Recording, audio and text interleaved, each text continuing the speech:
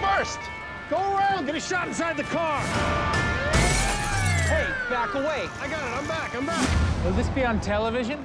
Morning news, if it bleeds, it leads. I'm gonna take my entire newsroom to see this film. Good. You nailed it. Everybody should take their entire newsroom to see this film. You know, no, because yes. My newsroom, I'm not just saying literally, I'm saying figuratively also. Whatever your newsroom might be.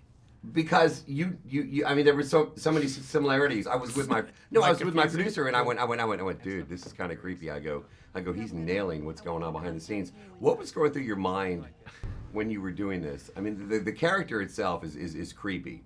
Yeah, I mean, he's a disturbing guy in a way, but I think it's kind of a creation of, like you said, it is a creation of kind of a bit of the media today, but I think more than anything, sort of what we want. You know, we've created Lou. I think that's kind of the scariest thing about Lou. Yeah, I'm like, what's going on out there? Should we go look? But you know, we're kind of complicit in creating someone like him. But I would say, you know, maybe, you know, we could blame the media, but I think we need to look at ourselves more because we're the ones who are consuming it. So you know when the ratings go up and you know the kind of stuff that gets ratings up, and that's us wanting that stuff. And that's what I learned. That was my perspective. That was a big aha moment for me was, oh wow, you know, I could say, oh wow, I'm so disturbed by that footage, but ultimately, you know, we're the ones who are asking for it. When you were filming this thing, I mean, going through your mind, did you think like this is gonna look great? We got to make this. I mean, because your eyes, almost another character in this film. Yeah. Seriously, I mean, not just your acting, but your eyes, the way you were portraying this on the screen. I mean, it was really kind of a scare thing. Well, yeah, I mean, I got into it. The role and the dialogue was so fantastic that I devoted a lot of my time. I prepared for 3 months for it, and I got into it. And Dan Gyllenhaal and I, the writer-director, talked about how, you know, this guy was sort of one of those kind of coyotes that came down to the city at night in Los Angeles, you know. And so I felt like, you know, we really need to look like that. And then I just started feeling that way, yeah. Like, you know, the drive and the ambition, which is what this movie's about too. You know, it's really about drive and ambition and how, you know, when there's not necessarily a moral center, you know, some pretty crazy stuff can happen.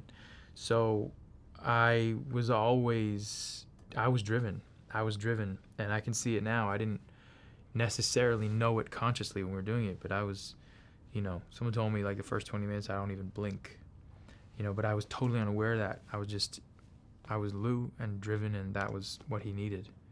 Most important question of the day. Have you ever been to Houston, Texas? I haven't ever been to Houston. Jake. Yeah, I know, man. It's weird. It's weird. I've been to Texas, many cities, but I've never been to Houston. But are you inviting me, or yes, are you just saying absolutely. Don't ever come? No. Yeah. I'll Have you ever been to Houston, Texas? Don't ever come back. No. Actually, we may air that because that may be the best answer I've ever gotten. You know, Liam Neeson said he got pulled over by the Galveston cops, but that may be the best answer. Yeah, no, absolutely. No, because that's kind of badass. Like if you were like, have you ever been to Houston, Texas? Because everyone's like, have you been to Seattle? I'm like, I have. They're like, you should come back. But if you're like, have you been to Houston, Texas? Don't ever come back to Houston, Texas again. You hear me, Jake? You hear me? Yeah, no, I haven't, but hopefully I will. We want all of it. Oh my God! I love to change the